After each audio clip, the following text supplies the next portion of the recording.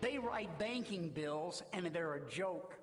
Too big to fail is still allowed in this country. And banks are bigger than ever and greedier than ever. Well, those fighting words from the man who would be king in the Republican Party.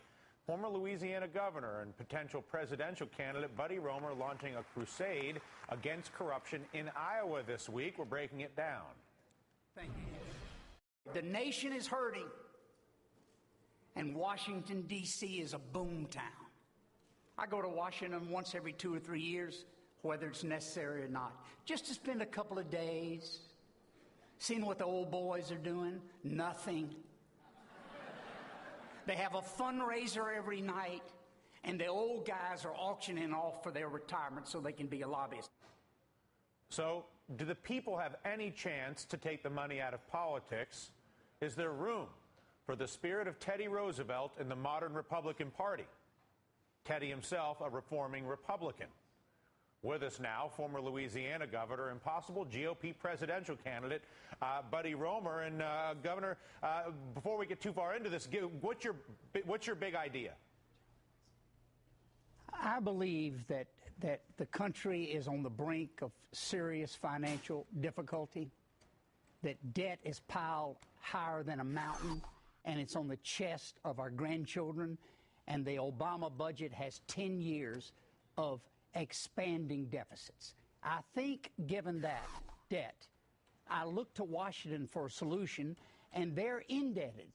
They're indebted to the PAC money, I only want access money, Wall Street money, too big to fail money, tort lawyer money, pharmaceutical money, insurance money. My God, where does it end? So I thought that a practical man, a grown man, an imperfect man with experience as a congressman, as a governor, and build his own bank from scratch could visit the American people with this idea. Let's limit the gifts to $100. That's all I'll take, $5 to $100. No cash, name and address, report every dime I collect. No PAC money, no organization money. And I want a president free to lead. And that will make me free. And I'll tell you, if I get one person out of 100, I'll get 3 million $100 contributions. That's $300 million.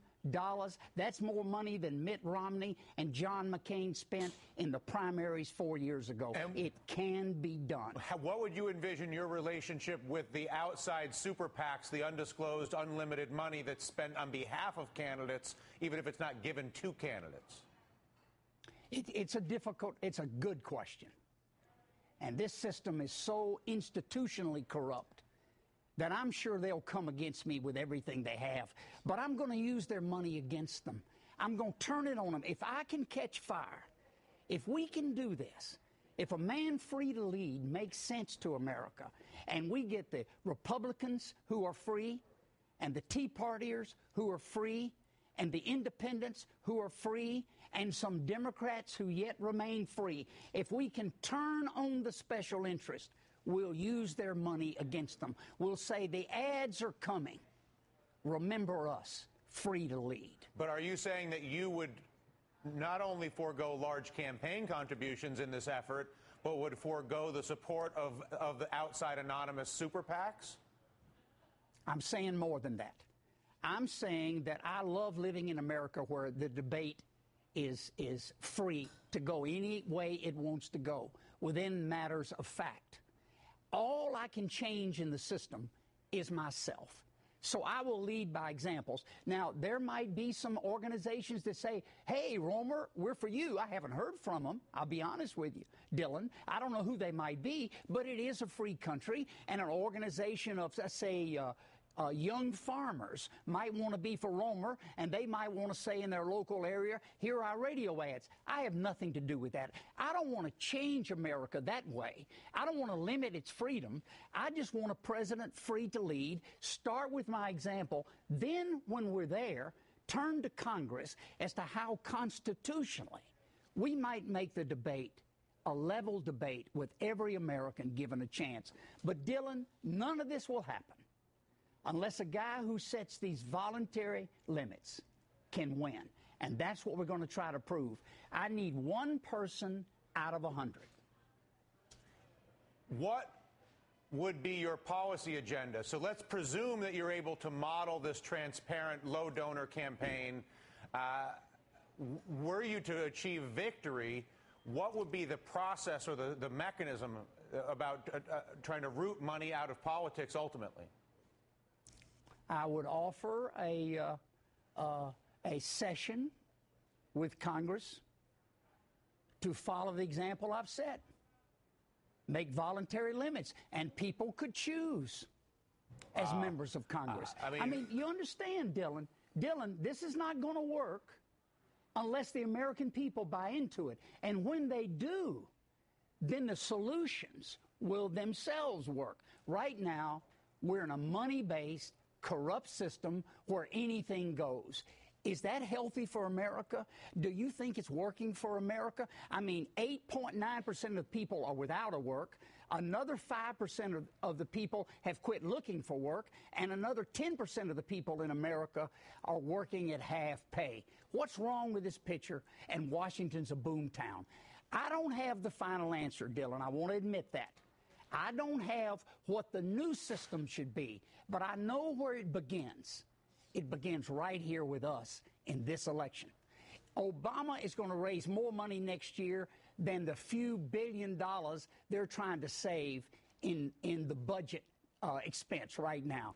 Is that ridiculous? I mean, I want a president who actually reads the budget. I want a president that makes an offer to America that's debt-free, happy, and competitive in economic trade. I've been to China more than the rest of the candidates put together. I've seen the competition. We better get up off our you-know-whats and go to work. If you were to look at the opposition you would face in a GOP primary, the power and the amount of money, for instance, with the Koch brothers, who are happy to spend unlimited amounts of money in secret, in undisclosed vehicles, to annihilate people like you that might threaten them. There are countless quiet and secret money cabals that are exploiting Citizens United and all the rest of it, the whole money culture in politics, to destroy anyone who even begins to talk the way that you do. It's a battle worth having. Look, I've been beaten before. I've been beaten by the big money interest. I ran against Edwin Edwards, governor of Louisiana, 20 years ago. He used to brag on 60 Minutes that he'd take money for people that wanted jobs in his government. I mean, this was a corrupt system. I limited the gifts I would take. I was transparent and reported everything. I raised $1.8 million. He spent $12 million by his own admission, and we beat him. Then 4 years later, having balanced the budget 4 years in a row, raising our debt rating for the first time in 40 years, putting people back to work. We went from 12% unemployment to 6% unemployment. The guy beat me with David Duke and himself, cutting me on both sides and spending huge amounts of money. Big companies spent unfettered amounts against me because I thought we ought to clean up the air and water. So what I'm saying is that I have lost fighting these guys before. I have learned a lot, and I think we should make money the issue, both as we raise it and as we fight it. That's our only hope. Listen, there's no question money is the poison that allows so many of the other wrongs and corruptions to occur in the unholy alliance between certain businesses and American government. We talk a lot about church and state. It's time we separated business and state in this country, Governor. I love what you say. You're right on point. I built a bank that's 2/3 of $1 billion in size. We didn't take any bailout money, not one penny. Banks can compete. We ought to quit propping them up. I agree, and you know that I do. Governor, it's a pleasure. Buddy Roemer, do keep us posted. Today on DylanRatigan.com.